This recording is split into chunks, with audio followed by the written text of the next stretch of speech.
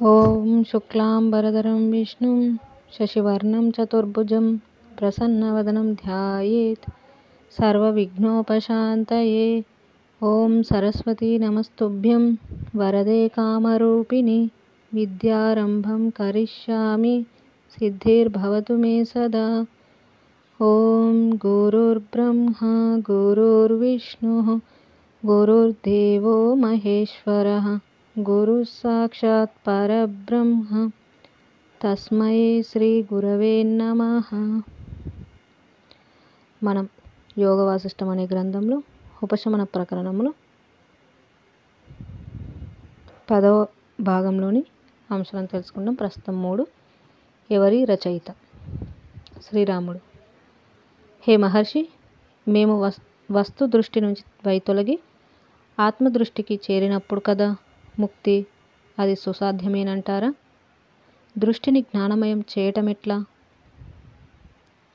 శ్రీ వశిష్ఠ మహర్షి. రామచంద్ర, ఇది ఉత్తమోత్తమైన వజ్రం అని తెలిసిన తర్వాత ఏదైనా త్యజించి దానిని పొందాలని జనం అనుకోవటం సమంజసమే కదా, సహజమే కదా.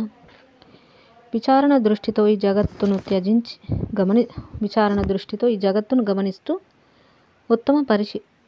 గమనిస్తున్న ఉత్తమ పరిశీలనా పరులు ఇందలి సత్యాసత్యమేమిటో గ్రహిస్తున్నారు. ద్వైత త్యాగం చేసి ఆత్మస్వరూపమగు ముక్తిని స్వభావంగా ఆకాంక్షిస్తున్నారు, పొందుచున్నారు. నేను ఆకాశమును, నేను సూర్యుడను, దైత్యులు, దేవతలు, ఆ దేవతలు ఉండే స్వర్గలోకం నేనే. మేఘమండలం, పృథివీ, సముద్రం, ధూళి, అగ్ని కూడా నేనే. 1000 మాటలు అనవసరం. ఈ జగత్తంతా నేనే. ఈ ముల్లోకములందు ఆత్మ అయినట్టి నేను మాత్రమే సత్యమై ఉన్నాను. ఆత్మే అయి ఉన్న నేను పరిచ్ఛిన్నుడను ఎట్లా అవుతాను? నాకు అన్యమైనదంటూ ఈ దేహంతో సహా ఈ 3 లోకాలలో ఏదీ లేదు. ఇట్లు విచారణ చేసి నిశ్చింతుడవై ఉండు. జగత్తంతా ఆత్మమయమై ఉండగా అట్లు గాంచటంలో ఏం కష్టం? అట్టి సంభావనను కించిత్ అలవరుచుకుంటే ఇక నీవు హర్షశోకములకు వశుడవు గావు. అవి నిన్ను ఏమాత్రం ఓడించలేవు, కనీసం స్పర్శించనైనా లేవు. ఈ జగత్తులో ఏదేది ఎట్లు తారసపడినా సరే ఆత్మజ్ఞానికి అదంతా తనకు అన్యమైనదిగా అనిపించదు. అందుచేతనే అతడు హర్షశోకాలు పొందడు. అజ్ఞుడు మాత్రమే వాటిని పొందుచున్నాడు. ఇంతకు ముందే మనం చెప్పుకొని ఉన్నట్టి 3 రకాల అహంకార దృష్టుల గురించి ఈ సందర్భంలో ఉచితం కనుక మరల ప్రస్తావిస్తున్నాను, విను. 1.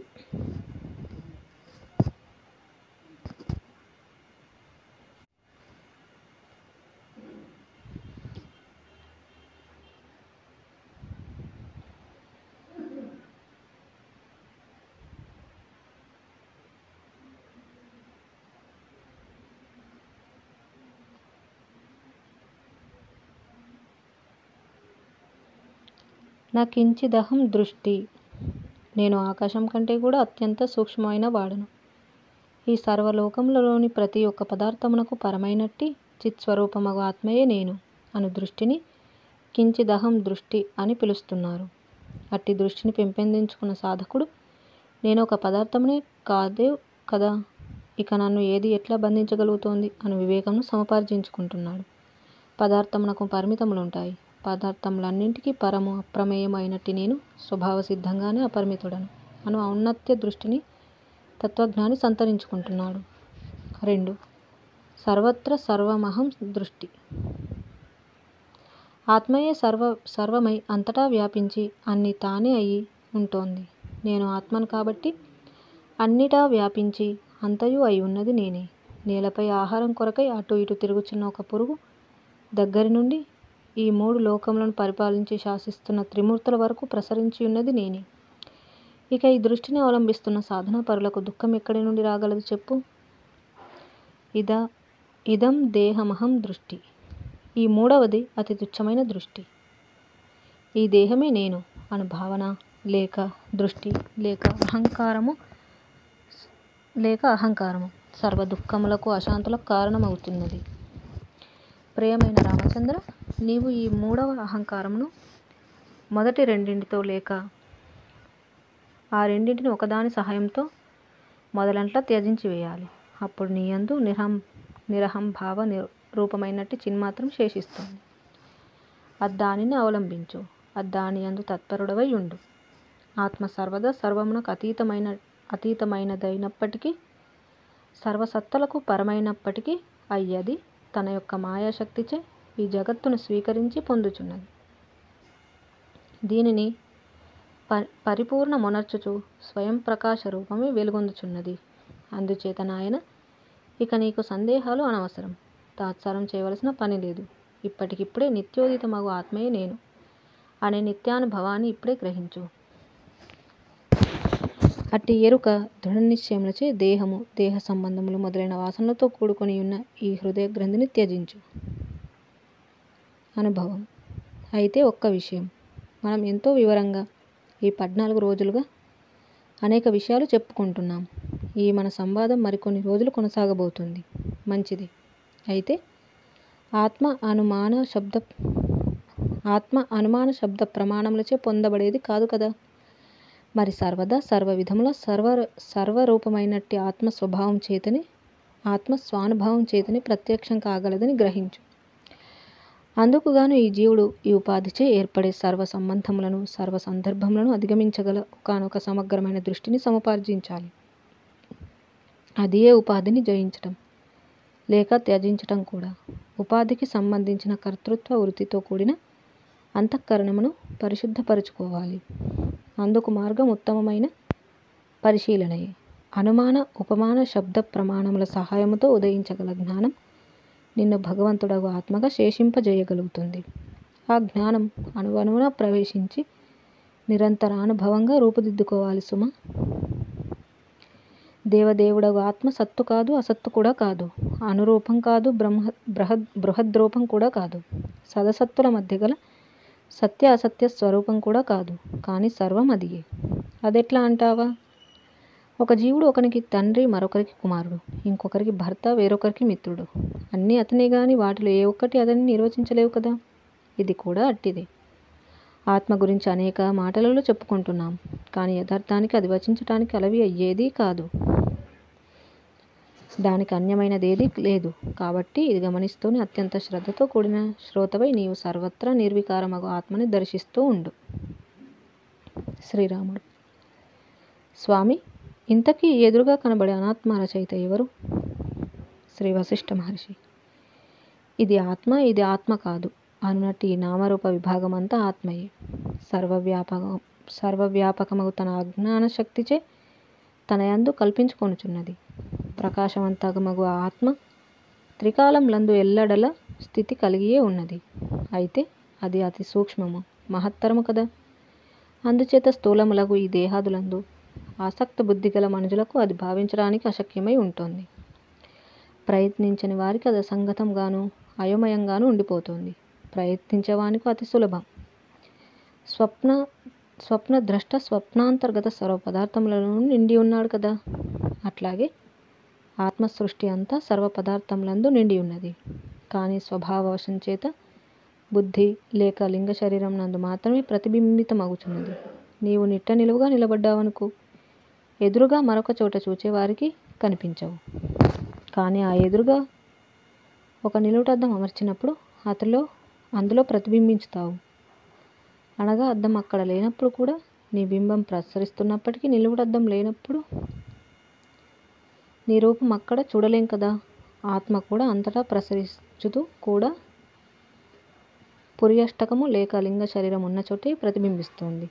గాలి అంతటా నిండి ఉన్నప్పటికీ దాని ఉనికి తెలిసి రాదు.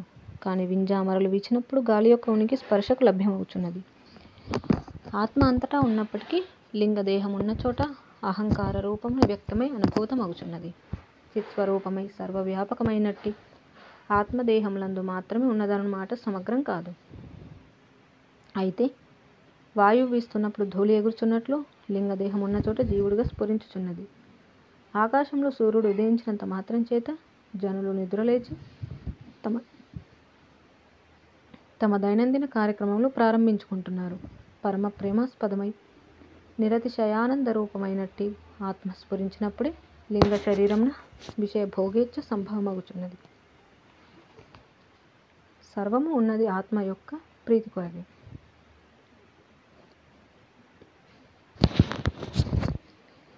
సూర్యోదయానంతరం జనులు ఆయా కార్యక్రమములు ప్రారంభిస్తున్నప్పుడు ఆ కార్యములు ఫలించటం విఫలం కావటం సూర్యునికి హాని వృద్ధులు కలిగించవు కదా. ఆత్మదేవుని సత్తచే స్థితి పొంది ఉన్నట్టు ఈ దేహం ప్రబుద్ధమవుచున్నప్పటికీ లేక నశించినప్పటికీ ఆత్మకు ఏ హాని వృద్ధులు ఉండవు. ప్రాణికోట్లన్నింటి యొక్క ఆత్మ ఏ కాలమందు కూడా జనించుటలేదు, మరణించుటలేదు. అది దేనిని గ్రహించదు, వాంఛించదు. దానికి బంధము గాని ముక్తి గాని లేవు. అది స్వయముగా అవతరించి అనాత్మయందు ఆత్మత్వం దర్శించుచు రజ్జు సర్పభ్రాంతిలాగా ఈ దేహం మాత్రమే నేను, ఈ దేహము నా ఉనికి అనే భ్రాంతి పొందుతోంది. అట్టి భ్రాంతి పొందుచున్నప్పుడు అది దుఃఖభాజకం అవుతోంది. ఏది ఏమైనా అనాది అగు ఆత్మ ఎన్నడూ ఉత్పన్నం కాలేదు, కాబట్టి నశించుట కూడా లేదు. అది తనకు భిన్నమైనది ఏది వాంఛించటం లేదు. దానికి భిన్నంగా ఏదైనా ఉంటే కదా వాంఛించటానికి. అది దేశకాలంలో అపరిచ్ఛిన్నం కనుక బంధింపబడజాలదు. బంధమే లేని దానికి ముక్తి ఎక్కడిది? అది స్వస్థానం నుండి చ్యుతి పొందుటే లేదు. కానీ అవిచారణావశం చేత మూఢులగు జనులు పాపం నిష్కారణంగా దుఃఖం పొందుచున్నారు. ఆత్మ కొరకై ఎక్కడెక్కడో వెతుకుచున్నారు. ఓ రామ, నీవు చక్కగా ఈ జగత్ క్రమం యొక్క పూర్వాపరములను విచారణ చేయి. అంతేగాని మూడినిలాగా వ్యర్థంగా దుఃఖం పొందవద్దు. విఘ్నుడైన వాడు బంధమోక్షములు అనే 2 కల్పనలను త్యజించి వేస్తున్నాడు. ఆత్మస్థుడే అంతరంగంలో ఒక యంత్రంలాగా మౌనంతో వ్యవహరిస్తున్నాడు. ఓ జనులారా, మోక్షం అనబడేది ఎక్కడో ఆకాశంలో గాని, పాతాళంలో గాని, భూతలమందు గాని లేదు. ఉత్తమ ఆత్మజ్ఞానంతో బోధితమవుచున్న నిర్మల చిత్తమే మోక్షం. ఒకానొకడు సర్వవాంఛిత పదార్థముల పట్ల ఆసక్తి త్యజించాడనుకో, అట్లు ఆసక్తి మొదలంతా తొలగుటచే సంభవించే చిత్తం యొక్క స్వవినాశనం లేక చిత్తరాహిత్యం మోక్షమనే శబ్దంతో ఆత్మజ్ఞులు ఉద్దేశిస్తున్నారు. నిర్మల ఆత్మజ్ఞానం కలుగనంత వరకు ఈ జీవుడు దీనుడుగానే ఉంటాడు. లేక నాకు మోక్షం కలుగుగాక అను అభిలాషాసక్తుడై ఉంటాడు. చిత్తము బ్రహ్మత్వ దశను పొందినప్పుడు ఇక అతనికి వేరే మోక్షం అనబడేది ఏది అవసరమై ఉండదు. ఓ సంసారాతీతమైన స్వరూపం కలవాడ రామచంద్ర, ఇది బంధము, ఇది మోక్షం అనే తుచ్చ కల్పనను నీవు త్యజించు. మహాత్యాగం అవతరించుటచే నీ మోక్ష స్వరూపుడవై ఉంటావు. సర్వ వికల్పములు నశించిపోగా అంతఃసంగరహితముచే నిత్యోదితమైన శోభ కలిగి ఉండు. యథారీతిగా ఈ భూమండలంన దీప్తించే మణివై వెలుగొందుము. జై శ్రీరామ్.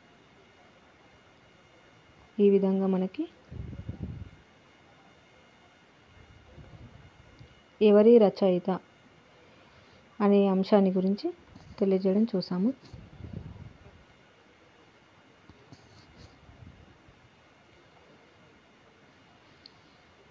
ఈ కనిపిస్తున్న దానికి ఎవరు మరి రచయిత అని మళ్ళీ ఒకసారి, అంటే మనం ఇంతకు ముందు నుంచి వింటూనే ఉన్నాము.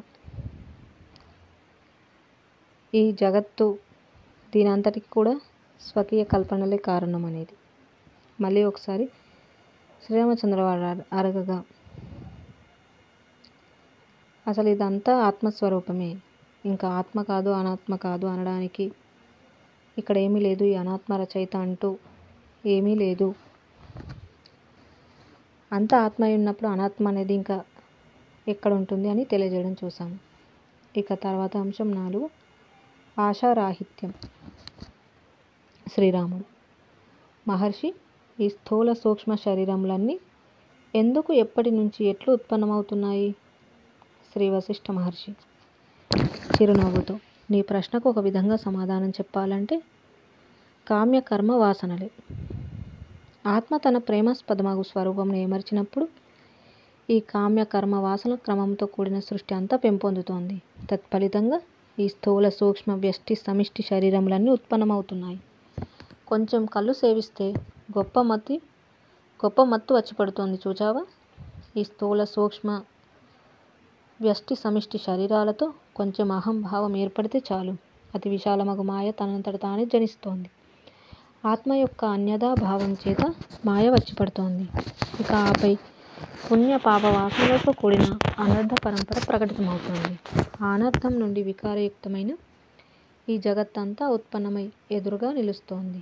మహాసముద్రంలో కెరటములు, బుడగలు, సుడులు ఏర్పడుచున్నట్లు ఆత్మ మహాసముద్రంలో మనస్సు, బుద్ధి, చిత్తము, అహంకారము, వాసన, ఇంద్రియములు మొదలైనవి కల్పిత నామధేయములతో స్ఫురిస్తున్నాయి. మనస్సు పదార్థముల గురించి మననం చేయటం. చిత్తము పదార్థముల యొక్క స్ఫురణ కలిగి ఉండటం. బుద్ధి పదార్థములను నిర్వచించటం, నిశ్చయించటం. అహంకారం పదార్థములను అభిమానించటం. ఇవన్నీ ఒకే అంతఃకరణం యొక్క వివిధ పేర్లే కదా. అయితే చిత్తము, అహంకారములకు మాటలోనే గాని భేదమేమీ లేదు. అది ఏది చిత్తమో అదే అహంకారం కూడా. మంచు, తెలుపుదనం వేరువేరైనవా? ఆ రెంటిని విడదీసి చూడగలమా? అట్లాగే మిగతావి కూడా. వస్త్రం నశిస్తే దాని రంగు కూడా నశిస్తుంది కదా. మనస్సు, అహంకారంలో ఒకటి నశిస్తే రెండవది కూడా నాశనం పొందుతుంది. శ్రీరాముడు మనస్సు, అహంకారం నశిస్తేనే మోక్షం కదా. శ్రీ వశిష్ఠ మహర్షి మనస్సు ఉండటం, దానిని వదలటం అవన్నీ చిన్నపిల్లల ముద్దు మాటల వంటివి మాత్రమే. బిడ్డ, నీ స్వరూపం దేనిచేత ఎన్నడూ బంధింపబడిన ఆత్మయ్య అయి ఉండగా మనస్సు అనబడేదేదో నేను బంధించడం ఏమిటి? నీవు దాని నుండి విముక్తికై దేవులాడటం ఏమిటి? కాబట్టి నీవు తుచ్చమగు నేను ఈ మనస్సును కట్టేసి ఆపై ఇప్పుడు మోక్షం పొందవలసి ఉన్నది అను పట్టుదల రూపంలో ఏర్పడుతున్న మోక్షబుద్ధిని కూడా నిస్సంకోచంగా వదిలివేయవయ్యా. నాకు బంధం కలదు అనే బంధబుద్ధిని, ధనధార పుత్రాదుల గురించి ఏర్పడే ఆశా నిరాశలచే బంధించబడే నిస్సహాయ పదార్థమును అనే నిస్తేజ కల్పనలను సుదూరంగా అట్టేబెట్టు. నాకు మోక్షం కలగవలసి ఉన్నది అనే భవిష్యత్ ప్రాప్త బుద్ధి మనస్సులో ఉన్నంతకాలం సంసారంకు సంబంధించిన ఛాయలు ఏర్పడి ఉన్నట్లేనని గ్రహించు. ఉన్న రహస్యమంతా మనస్సులోనే ఉన్నది. మనస్సు ఉత్కంఠితము అగుచూ ఉండగా క్రమంగా అది ఈ దేహాకారంను ధరించుచున్నది. ఫలితంగా సర్వదోషములు వచ్చిపడుచున్నాయి. శ్రీరాముడు అయితే బంధమోక్షములు అనబడేవి లేవంటారా? శ్రీ వశిష్ఠ మహర్షి మహత్తరము అద్వితీయమగు ఆత్మ సర్వమునకు అతీతమై ఉండి సర్వమునందు సర్వదా వ్యాపించి ఉండగా ఇక బంధం ఎవరికి, మోక్షం ఎవరికి? అందుచేత మోక్షం విషయం అట్లా ఉంచి ముందు నీ మనస్సును ఇంద్రియ విషయ మనన రహితం, అఖండాత్మ మనన సహితం చేయి. ప్రాణవాయువు చలన ధర్మం కలిగి ఉన్నది కదా. అది ఈ శరీరంను చలింపజేస్తూ ఉండగా ఈ హస్తపాద నాలుకలు తదితర అంగములు రసభరితమై చలిస్తున్నాయి. అవయవములను ప్రాణవాయువులే చలింపజేస్తున్నాయి. అయితే సర్వవ్యాపకు చైతన్యము తాను చలించదు, దేనిచేత చలించబడదు. దీపం సర్వ పదార్థములను ప్రకాశింపజేస్తూ తాను యథారీతిగానే ఉంటున్నట్లు చైతన్యం సర్వ పదార్థములందు ప్రతిబింబించుతూ తాను స్వస్వరూపం నందే నెలకొని ఉంటోంది. అది జ్ఞానము ద్వారా సర్వమును ప్రకాశింపజేస్తోంది. ఒకవైపు చైతన్యం అప్రమేయమై నిత్యమై జ్ఞానస్వరూపమై శుద్ధమై వెలుగొందుచుండగా అల్పబుద్ధులవు సంసార జీవులు ఈ దేహములే మేము, ఇవి మా అంగములు, అవి మా ధనములు మొదలైన దుఃఖదాయకమగు మిథ్యామోహమును ఆశ్రయిస్తున్నారు. మా ప్రకటన నినాదముల పట్ల ఏమీ విననట్లే ఉంటున్నారు. ఎందుకో మరి. కేవలాత్మకు విరుద్ధమైన ధర్మములు గల ఈ దేహమునందు జలముతో తరంగములలాగా రాగం మొదలైనవి ఏర్పడి ఉంటున్నాయి. అట్టి రాగాదులచే ఆవరించబడిన అనిత్య దృష్టిచే క్రమంగా ఎరుగబడేవి, పొందబడేవి, పరిణమించేవి మొదలైన క్రియాక్రమములన్నీ సంప్రాప్తిస్తున్నాయి. మృగతృష్ణ ఎందుకు కనబడుతోంది?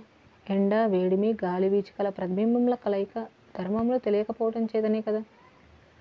ఆత్మ యొక్క ధర్మం తెలియకపోవటం చేతనే నేను పుట్టాను, పుట్టేవాడను, కర్తను, అభోక్తను మొదలైన మిథ్యావాసనలు కలుగుచున్నాయి. శ్రీరాముడు స్వామి, మనస్సు ఎందుకు మిథ్యావాసన వైపు ఇడవబడుతోంది? శ్రీ వశిష్ఠ మహర్షి అవిద్యను మిథ్యగా గాక సత్యంగా తలచటం చేతనే ఆ మార్గంలో మనస్సు ఇడవబడుతోంది. మనస్సు ప్రమత్త అయినప్పుడు శబ్ద స్పర్శాది విషయముల వైపు ప్రయాణిస్తోంది. విషయాభిలాషితమైన మనస్సు అవిద్యను ఆశ్రయిస్తోంది. ఆ అవిద్యను తనకు అనుభవప్రదాతగా స్వయంగా తీర్చిదిద్దుకుంటుంది. కాబట్టి స్వయం కల్పితమే అవిద్య. అంతేగాని దానిని మరెవరో ఈ మనస్సుకు అందిస్తున్నది కాదు. ఈ అవిద్య మిథ్యారూపములుగా ఎరుగబడుగాక. అట్లు ఎరుగబడిన మరుక్షణం అది స్వయంగా నశించి ఎటకో చిత్తగిస్తోంది. అది మృగతృష్ణయ అని తెలిసిన తర్వాత అక్కడికి వెళ్ళి ఇక్కడ జలం ఉండలే ఏమైపోయింది అనే వాక్యం ఉత్పన్నం కాదు కదా. తెలుసుకొనబడిన తర్వాత అవిద్య మనస్సును ఇడవజాలదు. చీకటి పోవటానికి దీపం వెలిగిస్తే చీకటి స్వయంగానే తొలగుతుంది. చూచావా, ఆత్మజ్ఞానం ఉదయించిన మరుక్షణం వాసనలన్నీ వాటంతట అవే తొలగుతాయి. శ్రీరాముడు: అవిద్య మొదలంట తొలగాలంటే ఉపాయం ఏమిటి? శ్రీ వశిష్ఠ మహర్షి: నీవు ఆయా అధ్యాత్మ శాస్త్రములందిస్తున్న యుక్తులచే అవిద్య లేదు అను నిశ్చయం పొందావనుకో, అప్పుడు అవిద్యను నశింపజేయగలుగుతావు. అందుచేత రామ, సింహము బోరును పగలగొట్టి బయలుపడినట్టు నీవు అవిద్య నిర్మూలనం చేయాలి. జడమగు ఈ దేహం కొరకై ఏర్పడి ఉన్న భోగాలతో నాకేమి పని అనేది నిశ్చయంను పెంపొందించుకోవాలి. అట్టి నిశ్చయం యొక్క బలముతో దృశ్యమునందు నీకు ఏర్పడే ఆశ అనుదాన్ని నశింపజేయాలి. అప్పుడు ఆశ యొక్క పరివారమైన దేహాభిమానము కామక్రోధాదులు తొలుగుతాయి. తన ప్రయత్నంచే సుందర గుణములు సంపాదించుకున్న మనుజుడు తాను ప్రసన్నుడవుచు తదితర పరిశ్రమలను కూడా ప్రసన్నం చేయగలుగుతాడు. అట్టి జ్ఞాని అధిక శోభాన్వితుడై మహద్రూపముచే తనయందు తానే ఇముడక అపరిచ్ఛన్నుడై ఉంటాడు. స్వాత్మయందు ప్రశాంతుడై క్షోభవర్జితుడై సుస్థిరుడై అత్యంత ధైర్యపూర్వకమైన మోక్షలక్ష్మితో శోభిల్లుతూ ఉంటాడు. అమృతం తాగిన వాని వలె కుండలో వెలిగే దీపంలాగా దేదీప్యమానమైన మణిలాగా ఆత్మజ్ఞాన ప్రకాశంతో శోభిల్లుతాడు. సర్వాత్మకుడై సర్వవ్యాపకుడై సర్వేశుడై సర్వాకారుడై నిర్వికారుడై ఎల్లప్పుడూ ఆత్మనే వీక్షిస్తూ ఉంటాడు. ఆ స్థితిలో అతడు ఒక్కసారి తన గడిచిపోయిన రోజులలోని చంచల చిత్తంను చూచి నవ్వుకుంటూ ఉంటాడు. విషసంగమును విడుచుటచే అభిమాన సంతాపములను అధిగమించుటచే అతడు పవిత్ర చిత్తుడవుతాడు. ఆత్మయందు మాత్రమే ప్రీతి కలిగి ఉంటాడు. కామము అనే బురదను కడిగి వేసుకొని ఉంటాడు. బంధము అనే భ్రమను మొదలంట్లా నరికివేస్తాడు. శీతోష్ణ సుఖ దుఃఖాది ద్వంద్వముల నుండి విడివడిన వాడి ఈ సంసార సముద్రమును దాటివేస్తాడు. సర్వోత్తమమగు విశ్రాంతిని, సర్వాతీతము అలభ్యమగు స్థానమును పొందుతాడు. పునరాగమన రహితుడై మోక్ష సామ్రాజ్యమును అలంకరిస్తాడు. మనోవాక్కాయములచే సర్వజనులు అభిలాషించే చరిత్ర కలిగి ఉంటున్నాడు. అట్టి ఆత్మజ్ఞాని దేనిని ద్వేషించడు, వాంఛించడు. అతనికి సుఖ దుఃఖాదులు ఉండవు. దేనిని గ్రహించడు, తిరస్కరించడు, నిందించడు, స్తుతించడు. స్వస్వరూపం యొక్క ఆవిర్భావం గాని తిరోభావం గాని పొందడు. ప్రసన్నుడు గాడు, దుఃఖితుడు గాడు. సర్వకార్యములను త్యజించిన వాడి సర్వోపాధి వర్జితుడై సర్వాశల నుండి వినిర్ముక్తుడై ఉంటాడు. అందుకే మనం అతనిని జీవన్ముక్తుడు అని పిలుస్తున్నాం. ఓ రామచంద్ర,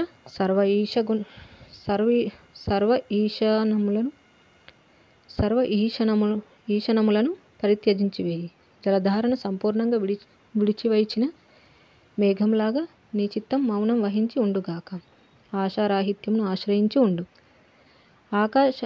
ఆశారాహిత్యం గల అంతఃకరణం వలన కలిగే సుఖం ఈ స్వర్గమర్త్య పాతాళములలో మరెక్కడా దొరికేది కాదయ్యా. నీ యొక్క నైరాశ్యము అనగా ఆశారాహిత్యంచే ఈ జగత్తునంతటిని ప్రశాంతమయం శీతలం చేసివేయి. ఆశించుటాను దురభ్యాసం నుండి విడివడిన మనస్సు కలిగిన వాడవై ఉదార చిత్తుడవై మౌనివై జ్ఞానివై శోభించు. ఏది కోరనట్టి మనస్సు కలవాడవై ఉదార జ్ఞాన మౌన శోభితుడవై ప్రకాశిస్తూ ఉండగా అట్టి శోభకు వసంత సౌకుమార్యం కూడా దీటు రాదు సుమ. ఆశయే లేని మనస్సు ఇచ్చే సుఖం త్రిలోకాధిపత్యంలో కూడా ఉండదు. ఓ సాధు, నీకు 2వ రోజు సంవాదంలో చెప్పాను, కోరిక శమించటమే శమము అంటాం. అట్టి శమం సంపాదించిన వాని అంతఃకరణం శాంతమయం అవుతుంది. అప్పుడు నీ పట్ల ఆపదలన్నీ క్షయిస్తాయి. అట్టి శమం, శాంతం, నైరాశ్యం అను పర్యాయ పదాలచే అలంకృతుడవై అటుపై ఈ భూమినంతటిని గోష్పాదతుల్యంగా చూడు. లోకముల ఆధిపత్యమును కూడా తృణప్రాయంగా దర్శించు. ఈ మనుజులలో అనేకులు ధన సంచయం, పుత్ర కలత్రాదులతో సమాగమం, వస్త్రాలంకరణం, వస్తు సముదాయం, అన్నపానాది క్రియా పరంపరలు గొప్ప గొప్ప విషయాలుగా గాంచుచున్నారు. ఆశలనన్నింటినీ అధిగమించి ఉన్న మహనీయులు ఆ వ్యవహారములన్నీ చూచి పకపకా నవ్వుకుంటున్నారు. ఎవరి హృదయంలో ఆశ అనే ఛాయ ఏర్పడటానికే జంకుతుందో అట్టి మహనీయులతో మనం పోల్చగలిగినది ఈ లోకాలలో ఏదీ లేదు.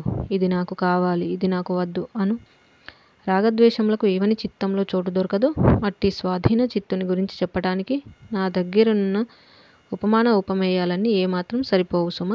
అట్టివారు మా మహర్షులకు కూడా ప్రాతస్మరణీయులవుచున్నారు. అందుచేత రామ, నీకు మరల మరల గుర్తు చేస్తున్నాను. నీవు ఆశారాహిత్యమును అభ్యసించు, ఆశ్రయించు. అది సర్వ సంకటవర్జితమని, పూర్ణ సుఖస్వరూపమని, బుద్ధి యొక్క పరమ సౌభాగ్యమని మహనీయులు ప్రవచిస్తున్నారు. ఓ రాఘవ, అసలు ఇక్కడ తారసపడుచున్న ఆశతో గాని నిరాశతో గాని నీకు లేక ఈ జీవునికి ఏమాత్రం సంబంధం లేదు. ఎందుకంటే ఇక్కడ ఏర్పడి ఉండి నీకు ఆకర్షణ వికర్షణ కలుగజేస్తున్న ఈ జగత్తంతా స్వతహాగా మిథ్యా మాత్రమే. ఇక నీవు వీటి పట్ల నాకు ఉండుగాక లేకుండుగాక అను ప్రియాప్రియములకు సంబంధించిన కల్పనలతో ఎందుకు శ్రమించాలి చెప్పు. ఓ సర్వజనులారా, నేను ఇంతగా బోధించిన తర్వాత కూడా ఈ దేహం ఈ పదార్థాలు నావి, ఈ దేహం ఏర్పడుచున్న తర్వాత సిద్ధిస్తున్న వాటిచే నేను పరిమితుడను అనే దృష్టిని వదలటానికి ప్రయత్నించకపోవటం ఉచితమేనా చెప్పండి. సద్వివేచనం చేయమని నా ప్రార్థన. ఓ రామ, ఈ ప్రపంచమంతా ఆత్మయే. ఇక్కడ అనేకత్వం అనున్నదే లేదు. మీరు ఏకమైన ఆత్మరూపంగా ఈ జగత్తును ఎరిగి ఈ జగత్తును ధీర స్వభావులైన వారు ఎలాంటి ఖేదమొందక ఉన్నారు.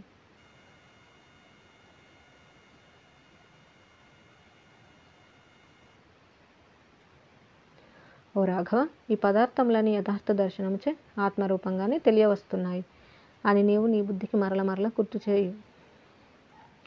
అప్పుడది అకృత్రిమమైన పరమ ధైర్యం పొందుతోంది, నిజమైన ఆశారాహిత్యం ఉదయిస్తుంది. ఇక ఆపై భావాభావ కల్పిత రహితుడవై సర్వ వస్తువుల ఆద్యంతములందు ఉన్నట్టి చిన్మాత్రము మాత్రమే అవలంబించి ఉండు. అది నీవు ఈ జగత్తును గాంచవలసిన విధానం సుమ. సింహమును చూడగానే లేడి ఏం చేస్తోంది? ఎక్కడికో దూరంగా పారిపోతోంది కదా. వైరాగ్యంచే ధీరమైనట్టి మనసు గలవాణి చూచి రాగద్వేష ఆవేశ భ్రమ ఉద్వేగ ఆశ నిరాశాది భావనోద్రేక భరితమైన ఈ సంసారం తోకముడిచి ఎక్కడికో పారిపోతుంది. ధీరబుద్ధి గల ఆత్మ జ్ఞాని ఒక కామోన్మత్త అయిన అతి సుకుమార స్త్రీని, శిథిలమైన శిలా విగ్రహమును ఒకే రకంగా చూస్తాడు. అందుచేత విషయభోగాలు ఆనందింపజేయటం కానీ ఆపదలు ఖిన్నపరచటం కానీ జరగదు. ఈ దృశ్య వైభవం అంతా కలిసి ఏకమై దండయాత్ర చేసినా సరే అతనిని స్వాత్మ నుండి తొలగించలేవు. అతని ఉదార బుద్ధి ఇక్కడి మోహాలను క్షణంలో చూర్ణం చేసి వేస్తుంది. రాగద్వేషాదులు అతనిని ఆక్రమించలేవు, చలింపజేయలేవు. తానే వాటిని ఆక్రమించి అధిగమించి ఉంటాడు. శ్రీరాముడు: మహర్షి, మీరు మాకు విడమర్చి చెప్పుచున్న ఆత్మజ్ఞానుల దృష్టి మాకెంతో సంతోషమును ఉత్సాహమును కలుగజేస్తుంది. మేమంతా పూర్ణ జ్ఞానులుగా తీర్చిదిద్దబడటమే ఈ సంసారము అధిగమించడానికి తరుణోపాయం కదా. అందుచేత జ్ఞానుల దృష్టి అవగాహన కార్యక్రమముల గురించి మీ నుంచి ఎంతైనా మేము వినవలసిందే. అందుచేత ఆత్మజ్ఞానుల జగత్ సందర్శనం గురించి మరికొంత వివరించండి. జై శ్రీరామ్. ఈ విధంగా మనకి ఆశారాహిత్యం అనే అంశాన్ని గురించి తెలియజేయడం జరిగింది. ఇక మిగిలిన అంశాలు మళ్ళీ తెలుసుకుందాం. ఇంతటితో ముగించుకుందాం. జై శ్రీరామ్. కాయేన వాచా మనసేంద్రియైర్వా బుద్ధ్యాత్మనా వా ప్రకృతే స్వభావాత్ కరోమి యద్యత్ సకలం పరస్మై నారాయణాయేతి సమర్పయామి. స్వస్తి. ఓం తత్సత్.